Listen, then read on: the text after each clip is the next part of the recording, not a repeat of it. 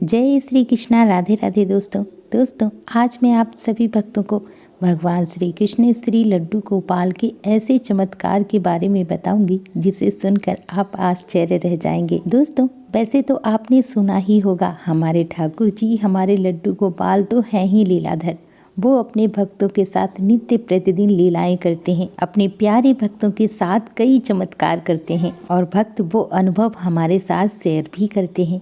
वही अनुभव मैं आप सभी के साथ शेयर करती हूँ। मैं वही चमत्कार वही लीलाएं आपको सुनाती हूँ। दोस्तों भगवान विष्णु के 8वें पूर्णा अवतार और हिंदू धर्म के पुनर्संस्थापक लीलाधारी श्री कृष्ण ने यूँ तो कई चमत्कार किए हैं। जैसे ही जन्म लेते ही जेल के दरवाजे खुल जाना, यमुना में उफान के बावजूद यमुना द्वारा रास्ता देना, और कैसे यमुना मैया भगवान श्री कृष्ण के बाल स्वरूप के दर्शन करना चाहती थी, उनके श्री चरणों को स्पर्श करना चाहती थी। जब हमारे ठाकुर जी बहुत ही छोटे से थे ना, तभी से वो लीलाएं करते आ रहे हैं, इसीलिए उनका एक नाम लीलाधर भी है। बहुत छोटी सी उम्र में ही उन्होंने पूतना का वध किया, कालिया, नाग, कंस, चाणूर और मुष्टि का वध किया। पर दोस्तों हम आज सिर्फ आपको 7 ऐसे चमत्कारों के बारे में बताएंगे जो कि सिर्फ हमारे भगवान श्री कृष्ण, हमारे श्री लड्डू गोपाल, हमारे लीलाधर ही कर सकते हैं। देखिए सबसे पहला चमत्कार, एक समय बाल कृष्ण अपने सखाओं के साथ खेल रहे थे।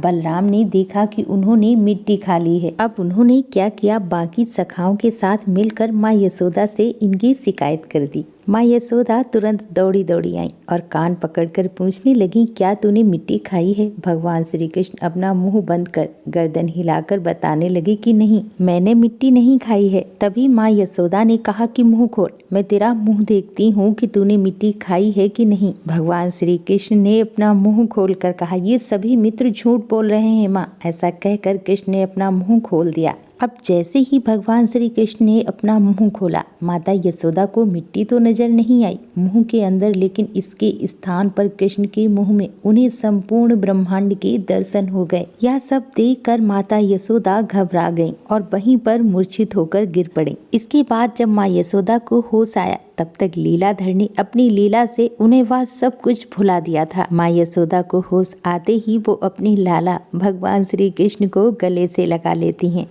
भगवान श्री कृष्ण और बलराम उज्जैन अवंतिका में सांदीपनि ऋषि के आश्रम में पढ़ते थे। शिक्षा पूरी होने के बाद जब ऋषि को दक्षिणा देने की बारी आई, तो कृष्ण को आदित्यमान गुरु दक्षिणा में सांदीपनि ने कृष्ण से मांगा कि उनके पुत्र को प्रभास क्षेत्र की समुद्र में रहने वाला एक शंखासुर नामक राक्षस चुरा कर ले गया है, और या तो फिर वह समुद्र में डूब गया है, आप उसे वापस लेकर आए। गुरु की यह बात सुनकर भगवान श्री कृष्ण और बलराम दोनों ही प्रभास क्षेत्र के समुद्र तट पर गए और समुद्र देव से कहा कि वे गुरु के पुत्र को लौटा दे। तभी समुद्र ने बताया कि यहाँ पर तो कोई बालक नहीं है, और तब समुद्र ने बताया कि पांचजन्य नामक समुद्री दैत्य जो शंखासुर नाम से भी प्रसिद्ध है, वो ही बालक को खा गया है। अब भगवान श्री कृष्ण बालक की खोज में समुद्र में उतरे। वहां उन्होंने 5 जने शंख में छिपे दैत्य को देखा। अब भगवान श्री कृष्ण ने उस दैत्य का उदर चीर दिया।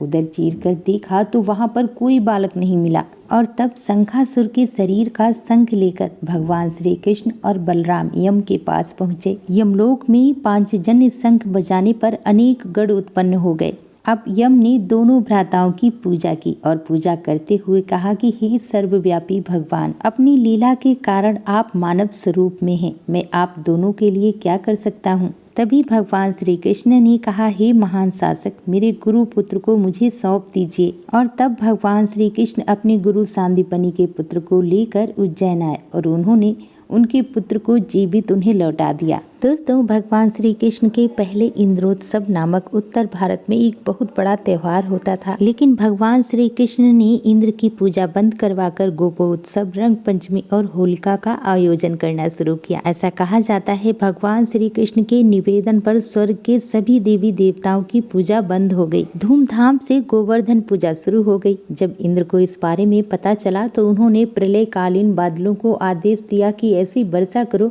कि ब्रजवासी डूब जाएं और मेरे पास आकर क्षमा मांगने पर विवश हो जाए। इंद्र के आदेश के अनुसार वही हुआ। जब वर्षा नहीं थमी और ब्रजवासी कराहने लगे और भगवान श्री कृष्ण ने गोवर्धन पर्वत को अपनी अंगुली पर धारण कर उसके नीचे ब्रजवासियों, गोपी ग्वालों को, गायों को, सभी को बुला लिया। अब गोवर्धन पर्वत के नीचे आने पर ब्रजवासियों पर वर्षा और गर्जन का कोई असर नहीं हो रहा था। इससे इंद्र का अभिमान चूर हो गया। बाद में भगवान श्री कृष्ण का इंद्र से युद्ध भी हुआ और इंद्र हार गए और अंत में इंद्र ने आकर भगवान श्री कृष्ण के श्री चरणों में गिरकर उनसे क्षमा याचना मांगी। महाभारत में धूर्त क्रीड़ा के समय युधिष्ठिर ने द्रौपदी को दांव पर लगा दिया था और दुर्योधन की ओर से मामा शकुनी ने द्रौपदी को जीत लिया। उस समय दुशासन द्रौपदी को बालों से पकड़कर घसीटते हुए सभा में ले आया और जब वहां पर द्रौपदी का अपमान हो रहा था तब भीष्म पितामह, द्रोणाचार्य और विदुर जैसे न्यायकर्ता और महान लोग भी बैठे थे, लेकिन वहां मौजूद सभी बड़े दिग्गज मुंह झुकाए बैठे रह गए। इन सभी को उनके मौन रहने का दंड भी मिला था। देखते ही देखते दुर्योधन के आदेश पर दुशासन ने पूरी सभा के सामने ही द्रौपदी की साड़ी उतारना शुरू कर दिया। वह दुशासन द्रौपदी की साड़ी खींचने लगा। यह सब कुछ देखकर भी सभी मौन थे। पांडव भी द्रौपदी की लाज बचाने में असमर्थ हो गए थे। पहले द्रौपदी ने सभी से मदद मांगी पर कोई भी द्रौपदी की मदद करने के लिए तैयार नहीं हुआ। अंत में थक हार कर द्रौपदी ने अपनी आंखें बंद करके वासुदेव श्री कृष्ण का आवाहन किया। भगवान श्री कृष्ण को मन ही मन याद किया, उनको पुकारने लगी। द्रौपदी ने रोते हुए कहा, हे गोविंद, हे मेरे कृष्ण कन्हैया, आज आस्था और अनास्था के बीच जंग है। द्रौपदी ने कहा कि आज मुझे देखना है कि ईश्वर है कि नहीं है, भगवान है भी कि नहीं है। तब श्री हरि भगवान श्री कृष्ण ने सभी के समक्ष एक चमत्कार दिखाया और द्रौपदी की साड़ी तब तक लंबी होती गई जब तक कि दुशासन बेहोश नहीं हो गया। ऐसा चमत्कार देखकर वहां पर बैठे लोग सभी सन्न रह गए। सभी को समझ में आ गया कि यह भगवान श्री कृष्ण का ही चमत्कार है और कैसे हमारे ठाकुर जी, हमारे भगवान श्री कृष्ण ने द्रौपदी की लाज बचाई थी। भीम का पौत्र और घटोत्कच का पुत्र बर्बरीक अत्यंत ही मायावी और शक्तिशाली था। बर्बरीक के लिए 3 बाण ही काफी थे कि जिसके बल पर भी कौरवों और पांडवों की पूरी सेना को समाप्त कर सकते थे। अब युद्ध के मैदान में भीम पौत्र बर्बरीक दोनों खेमों के मध्य बिंदु एक पीपल के वृक्ष के नीचे खड़े हो गए और यह घोषणा कर डाली कि मैं उस पक्ष की तरफ से लड़ूंगा जो हार रहा होगा। अब बर्बरीक की इस घोषणा से श्री कृष्ण चिंतित हो गए और तब भगवान श्री कृष्ण ब्राह्मण का भेष बनाकर सुबह बर्बरीक के शिविर के द्वार पर पहुंच गए और दान मांगने लगे। बर्बरीक ने कहा, मांगो ब्राह्मण, क्या चाहिए? ब्राह्मण रूपी श्री कृष्ण ने कहा कि तुम नहीं दे सकोगे।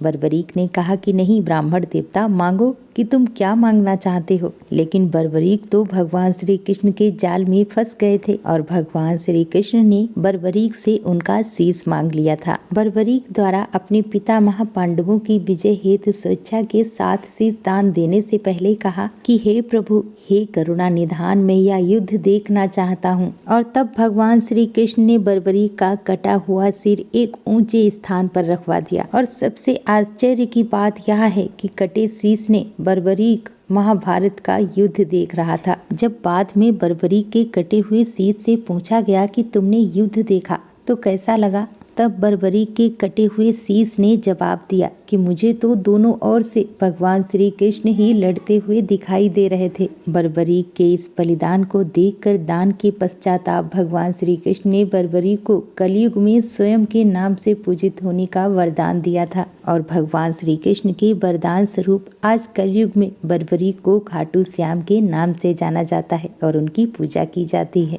महाभारत युद्ध के दौरान अभिमन्यु का क्रूरता पूर्वक वध करने के बाद अर्जुन ने शपथ ली थी कि कल सूर्यास्त से पूर्व यदि मैं जयद्रथ का वध नहीं कर पाया तो आत्मदाह कर लूंगा। इस शपथ के बाद कौरव पक्ष ने जयद्रथ को छिपा दिया था। जब सूर्यास्त होने वाला था तो अर्जुन ने अपनी शपथ के अनुसार अपनी चिता सजाना शुरू कर दिया और तभी भगवान श्री कृष्ण ने एक चमत्कार किया और सूर्य को वक्त के पहले ही अस्त कर दिया। यह देखकर कौरव पक्ष के सभी लोग बहुत खुश थे। बस इसी बीच जिज्ञासा बस छुपा हुआ जयद्रथ भी हंसते हुए यह नजारा देखने के लिए यह सोचकर बाहर निकल आया कि अब तो सूर्यास्त हो गया है। जब श्री कृष्ण ने जयद्रथ को देखा तो उन्होंने अर्जुन को इशारा किया और तभी सभी ने देखा कि सूरज निकल आया है।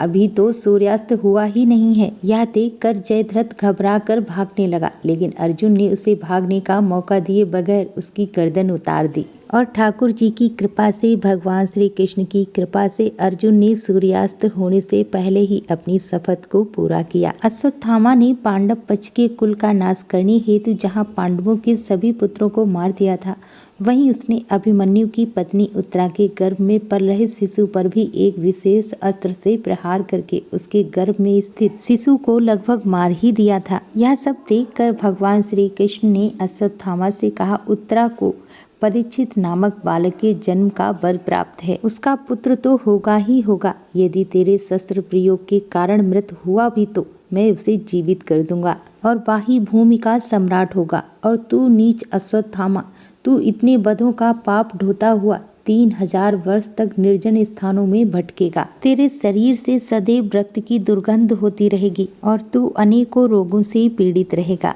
दोस्तों, हमारे ठाकुर जी लीलाधर हैं। वह बचपन से ही लीलाएं करते आ रहे हैं और आज भी हमारे ठाकुर जी भगवान श्री कृष्ण के बाल स्वरूप श्री लड्डू गोपाल घर घर विराजित हैं। और जो लोग भी लड्डू गोपाल की सेवा पूजा बड़े प्रेम भाव से करते हैं, उनके साथ आज भी हमारे ठाकुर जी लीलाएं करते हैं, चमत्कार करते हैं। और इस अनुभव को और उनके चमत्कारों को वही भक्त समझ सकते हैं जो खुद ही ठाकुर जी से प्रेम करते हैं और उन पर विश्वास करते हैं। दोस्तों, मैं आपसे बस इतना ही कहना चाहती हूँ, यदि आपके ठाकुर जी, आपके लड्डू गोपाल आपके साथ भी लीलाएं करते हैं और आज भी अपने भक्तों के साथ चमत्कार करते हैं दोस्तों, तो एक बार प्रेम से बोलो वृंदावन बांके बिहारी लाल की जय, लड्डू गोपाल की जय, कृष्ण कन्हैया की जय। जय जय श्री राधे।